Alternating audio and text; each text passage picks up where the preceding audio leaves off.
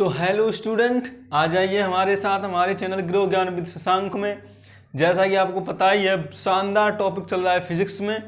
तो आज का टॉपिक आगे बढ़ाएंगे। बाइनरी और डेसिमल अब आप जान चुके हो, उसी के अकॉर्डिंग आज बात करेंगे हम गेटों की। तो गेटों को जानने से पहले जो आज हमसे नए जुड़े हैं वो चैनल को कर दीजिए सब्सक्राइब और बेल आइकन को कर दीजिए पुश, जिससे कि आने वाली हर एक वीडियो का नोटिफिकेशन सबसे पहले आपको मिल सके। तो गेट होते क्या हैं सबसे पहले ये जानना जरूरी है। लेकिन गेट नाम से ही जैसे कि आपको पता लग रहा है, बड़ा सिंपल सा चीज होना चाहिए। गेट माने वास्तव में होता है दरवाजा। अब मान लीजिए आपके घर में कोई दरवाजा लगा हुआ है, तो वो दरवाजा क्या काम कर रहा है। अगर वो बंद है तो वो आपको कुछ भी दिखाई नहीं दे रहा अंदर क्या है, आप बाहर खड़े हो। लेकिन अगर वो दरवाजा ओपन कर दिया जाए किसी के द्वारा, तो जो बाहर खड़ा था और जिसने वो दरवाजा अंदर से खोला है, उसके बीच में आपने संबंध बता दिया। यानी वो दरवाजा जो था वो बाहर से आने वाले और अंदर से जाने वाले के बीच में संबंध स्थापित कर रहा था। तो सेम सिस्टम होता है हमारे गेट में। तो जो गेट है इन्हें हम बोलते हैं लॉजिक गेट। इस गेट को हम क्या बोलेंगे? Logic gate. लॉजिक माने होता है जी तार्किक। लॉजिक माने होता है तार्किक। लॉजिक का हिंदी क्या है? तार्किक। यानी ये तार्किक गेट हैं। अब मान लीजिए कैसे समझ में आएगा आपको क्लियर स्पष्ट, कि आपने कंप्यूटर आप यूज कर रहे हो, कीबोर्ड पर आपको नंबर दबाने हैं और उसके बाद वो आपको स्क्रीन पर दिखाई देगा। मान लीजिए आपको 4 और 5 को जोड़ना है, तो आप कीबोर्ड में क्या पुश करोगे? पहले 4 दबाओगे, फिर प्लस दबाओगे, फिर 5 दबाओगे। लेकिन हमें आंसर कहां पर मिलेगा? तो जो आपने दिया और जो हमें आंसर दिखा, वो जिन गेटों के द्वारा संबंध स्थापित किया जाता है वही कहलाते हैं आपके लॉजिक गेट। तो लॉजिक गेट की डेफिनेशन कैसे दोगे आप? कि वे गेट जो इनपुट और आउटपुट में तार्किक संबंध स्थापित करते हैं, लॉजिक गेट कहलाते हैं। यहां पे वर्ड यूज कर रहा हूं मैं क्या? तार्किक संबंध स्थापित करते हैं, वही कहलाते हैं आपके गेट। किसमें? इनपुट में और आउटपुट में। इनपुट और आउटपुट में जो गेट तार्किक संबंध स्थापित करते हैं उनको हम लॉजिक गेट कहते हैं। अब लॉजिक गेट कौन कौन से हैं, क्या करते हैं? तो इंटरमीडिएट क्लास तक आपको यह जानना पड़ेगा कि हमारे एग्जाम में पूछा क्या जाता है, पहले वो समझ लीजिए। तो सबसे पहले आता है आपका किसी भी लॉजिक गेट का बूलियन व्यंजक। क्या आता है? बूलियन व्यंजक। बूलियन व्यंजक सबसे आपको पता होना चाहिए, जो भी गेट आप पढ़ रहे हो, कि वो बूलियन व्यंजक है क्या। दूसरा आता है जी आपका प्रतीक। यानी जब गेट अलग अलग हैं तो आपको उसके प्रतीक भी समझ में आने चाहिए। आपने गांव देहात में देखा ये कि जो दरवाजे हैं वो अलग अलग तरीके से बने हुए होते हैं। तो जब यहां पर हम लॉजिक गेट पढ़ेंगे तो लॉजिक गेट भी अलग अलग होंगे, तो उनका प्रतीक भी अलग अलग होगा। और तीसरा होता है जी उसकी सत्यता सारणी। तीसरा क्या है? सत्यता सारणी या ट्रूथ टेबल, जिसके अनुसार हमारा गेट कार्य करता है। जिस सारणी पर हम वैल्यू निकालते हैं वही कहलाती है उसकी सत्यता सारणी। चौथा, आखिरकार जो गेट है वो डायोड का यूज करके कैसे बना। यानी डायोड का प्रयोग करके जो गेट बना है, आपने गेट बना है, वो कैसे बनेगा डायोड का प्रयोग करके। तो उसे आप बोलते हो गेट का इलेक्ट्रॉनिक परिपथ या विद्युत परिपथ। तो ये 4 चीजें आपको समझ में एकदम आ जानी चाहिए कि गेट का बूलियन व्यंजक क्या है, गेट का प्रतीक क्या है, गेट की सत्यता सारणी क्या है, और उसका जो विद्युत परिपथ है यानी जो इलेक्ट्रिक सर्किट है डायोड से, वो कैसे निर्मित होगा। जो गेट है आपका वो कैसे निर्मित होगा। क्लियर है? चारों चीजें स्पष्ट हैं, गेट स्पष्ट हैं। मिटाते हैं भाई, आगे बात करेंगे हम गेटों के बारे में। तो जब पहला गेट आपका आता है वो आता है जी आपका और गेट। ओ आर बोलते हैं इसको और गेट। पहला कौन सा पढ़ेंगे हम? और गेट। कौन सा है पहला? और गेट, ओ आर यानी और गेट। तो वह गेट जिसका बुलियन व्यंजक a plus B equal to Y होता है उसे हम ओ आर गेट बोलते हैं, या जो दो इनपुटों को जोड़कर आउटपुट एक आउटपुट देता है वह और गेट कहलाता है। तो बुलियन व्यंजक समझ में आ गया होगा क्या होता है, और गेट की डेफिनेशंस क्या लिख सकते हो? तो ऐसा गेट जिसका बुलियन व्यंजक a plus B equal to Y होता है उसे हम और गेट कहते हैं। इसको हम a और b से भी डिनोट करते हैं, यानी a plus B equal to क्या हो गया? y हो गया। तो ये कौन सा गेट बन गया? और गेट। कौन सा गेट बन जाएगा? और गेट। तो ये क्या बन गया आपका? बूलियन व्यंजक। a प्लस बी क्या है? बूलियन व्यंजक। सेकंड नंबर पे आता है जी इसका प्रतीक। सेकंड नंबर पर क्या आता है? इसका प्रतीक। तो जब ऐसे करके आपके दो इनपुट दिए जाएं और एक आउटपुट मिल जाए, यहां मान लो y मिल गया, यहां पर आपने a दिया b दिया, तो ये जो बना है वो कहलाएगा आपका प्रतीक। किसका? और का, यानी a प्लस बी यानी a b और y। तो यहां पर क्या बनकर आ जाएगा? a plus B equal to Y. तो ये वाला जो है वो प्रतीक हो गया आपका। कोई दिक्कत है और गेट में? यहां तक नहीं है।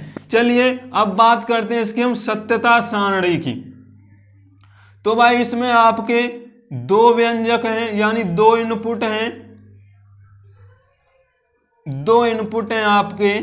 यहां पर a इनपुट है, यहां पर b इनपुट है, और यहां पर आ जाएगा आपका a plus B equal to Y, या a और b। तो बुलियन व्यंजक क्लियर, प्रतीक क्लियर। सत्यता सारणी नोट करेंगे तो मैंने बताया था भाई जो गेट होते हैं वो केवल बाइनरी पर काम करते हैं, यानी कि आप जो सिग्नल दोगे उसको जो इनपुट दोगे या तो वो जीरो होगा, एक जीरो होगा दूसरा वन होगा, या पहला वन होगा दूसरा जीरो होगा, यानी जो गेट हैं वो केवल आपके बाइनरी पर ही काम करेंगे।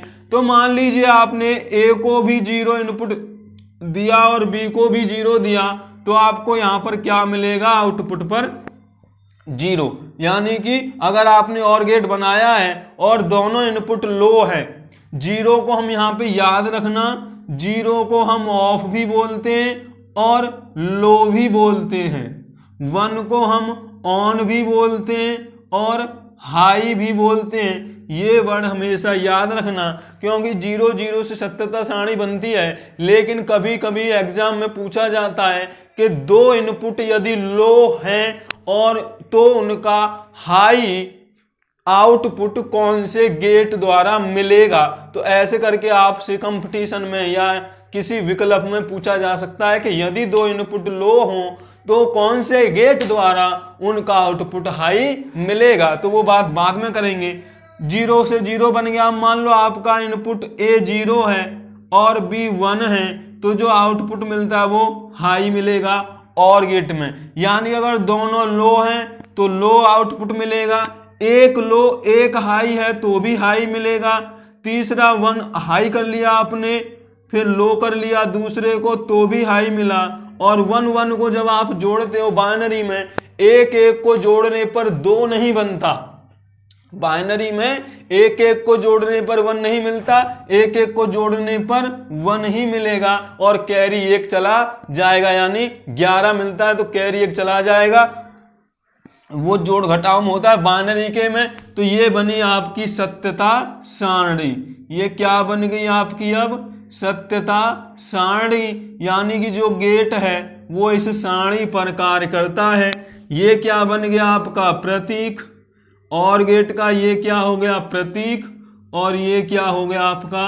बूलियन व्यंजक।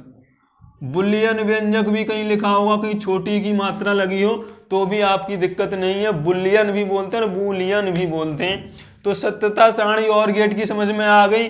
तो इसमें अब आप देखिए कि जो और गेट है वो करता क्या है, यदि एक भी इनपुट आपका हाई है, एक भी, दोनों में से एक भी इनपुट हाई है तो आपको आउटपुट हाई ही मिलेगा, और लो है यानी दोनों इनपुट लो हैं तो आउटपुट भी आपको लो मिलेगा, और यदि दोनों आउटपुट हाई हैं तो भी आपको आउटपुट हाई मिलेगा, यानी दोनों इनपुट हाई हैं तो आपको हाई आउटपुट मिलेगा।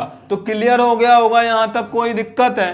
अब जो आगे आता है कि आखिरकार इसको हम विद्युत परिपथ द्वारा कैसे समझाएंगे, या इसका जो विद्युत डायग्राम है वो कैसे बनता है, और गेटों का यूज कहां किया जाता है। तो भाई गेटों का यूज आप एडर में, डिकोडर एडर में ज्यादा, हाफ एडर है, फुल एडर है, वहां करते हो, जो इंटरमीडिएट में है ही नहीं। तो केवल आपके पास यहां पर क्या है, और गेट का बुलियन व्यंजक, और गेट का प्रतीक और गेट की सत्यता सारणी के साथ साथ इसका विद्युत परिपथ कैसे बनता है।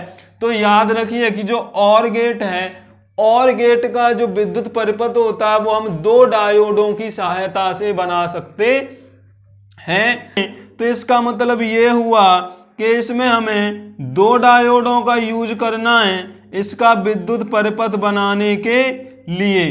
तो ये मान लो मैंने दो डायोड समांतर क्रम में लगा दिए हैं, तो आपका और गेट बनके तैयार हो जाता है। यहां पर आपका लोड लगा हुआ है LOAD, ये वाली बैटरी लगा रखी है आपने, यहां से आप वोल्टेज दे रहे हो, करंट ऐसे जाएगी, ये वाला आपका D1 है और ये वाला आपका D2 है। यहां से सिग्नल A दिया जाता है और यहां पे सिग्नल B दिया जा रहा है, यानी दो इनपुट आपके A और B हैं, तो और डायोड D1 और D2 हैं। तो आखिरकार ये और गेट कार्य कैसे करेगा, तो ये वाला जो है डायोड का वो है आपका और गेट का विद्युत परिपथ या इलेक्ट्रॉनिक सर्किट, विद्युत परिपथ या इलेक्ट्रॉनिक सर्किट।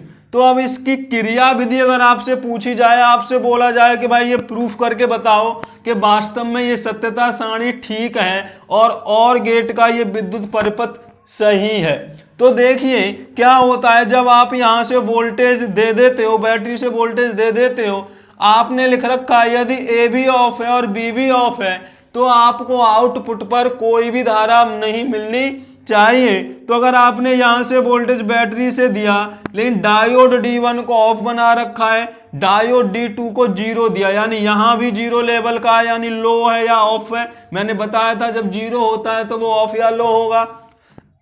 तो ये भी 0 है और ये भी 0 है, तो यहां से जो करंट गई यहीं पर रुक जाएगी, यहां से जो करंट यहीं पर रुक जाएगी, इससे आगे धारा तो हमें मिली नहीं।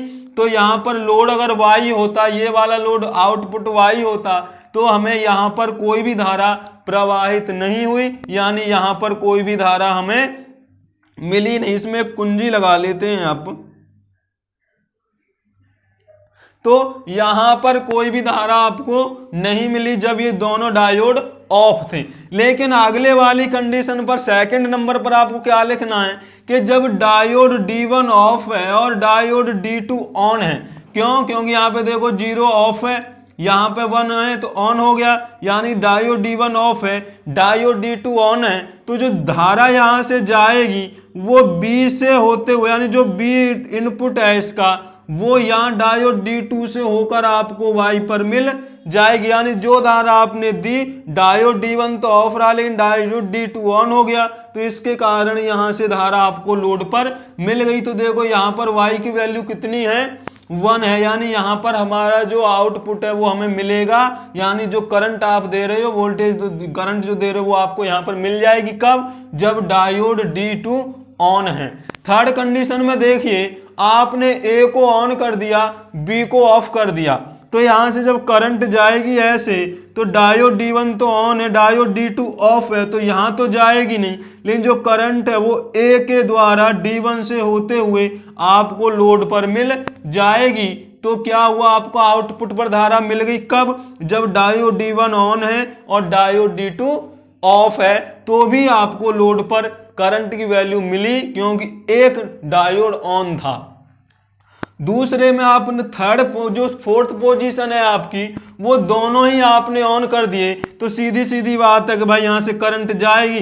डायोड D1 भी ऑन है, D2 भी ऑन है, तो आपको करंट जो है वो आउटपुट पर मिल जाएगी। तो ये विद्युत सर्किट भी अब आपको समझ में आ गया कि जब डायोड दोनों ऑफ है तो आउटपुट आपको नहीं मिला।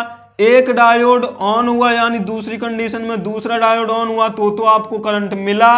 लेकिन A1 फिर A ऑन हुआ यानी A पर आपने D1 को ऑन किया, D2 को नहीं किया, फिर भी आपको लोड मिला। और 1 आपने दोनों को ऑन कर दिया तो दोनों पर ही आपको लोड मिल गया। तो इस तरह से और गेट आपको समझ में आ गया होगा। और गेट का यूज हम कहां कैसे करेंगे वो बहुत आगे चल के आगे की क्लास में मिलेगा। मैं केवल यहां तक इंटरमीडिएट क्लास बोर्ड तक ले रहा हूं। तो और गेट अब आपको समझ में आ गया होगा कि जो बुलियन व्यंजक है वो A + B = Y है। जो प्रतीक है वो 2 इनपुट देकर आपको एक आउटपुट मिलता है। ये वाला इसका चित्र है, ये और गेट का है। ये इसकी सत्यता सारणी और ये इसका विद्युत परिपथ है। और अगर विद्युत परिपथ के बारे में पूछा जाए तो आप विद्युत परिपथ को ऐसे करके बता सकते हो और बता भी सकते हो कि क्या क्या कब कब होता है, जिससे कि हमें और गेट की सत्यता सारणी इसके द्वारा मिल सके। मैंने सत्यता सारणी से आपको समझाया, लेकिन अगर आपके पास सत्यता सारणी नहीं है, केवल विद्युत परिपथ है और इसकी सहायता से आपको सत्यता सारणी बनानी है, तो देखिए क्या होगा। जब आप यहां से दोगे, अगर इसको दोनों को ऑफ रखोगे तो यहां पे कुछ मिला ही नहीं, यानी 0 0 पे 0 हो गया। इसको ऑन करोगे, इसको ऑफ करोगे, या इसको ऑन करोगे, इसको ऑफ करोगे, तो आपको लोड मिल जाएगा।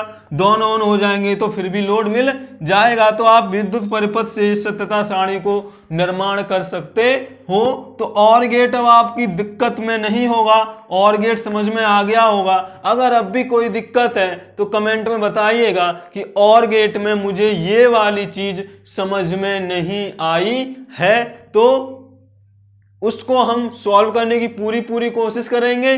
तो आगे लेकर आएंगे हम जो दूसरा गेट होगा वो होगा आपका एंड गेट। लेकिन एंड गेट के बाद नॉट गेट और फिर है आपका नंद और नॉर। एक नैंड और नॉर, ये आपको कुल 5 गेट पढ़ने हैं। इंटरमीडिएट क्लास में आपको टोटल कितने गेट पढ़ने हैं? 5। और एंड, नॉट, नंद और नॉर गेट। तो हर एक वीडियो में जैसे जैसे भाई बढ़ेंगे हम लेकर आते रहेंगे। तो बने रहिए हमारे साथ, चैनल को कर दीजिए सब्सक्राइब। वीडियो पसंद आई हो तो लाइक कीजिए और अपने दोस्तों में शेयर कीजिए, जिससे कि हर एक वीडियो उनको मिल सके और उनके ज्ञान में बढ़ोतरी हो सके और स्पेशली यूपी बोर्ड आप फतेह कर सकें। तो बने रहिएगा हमारे साथ।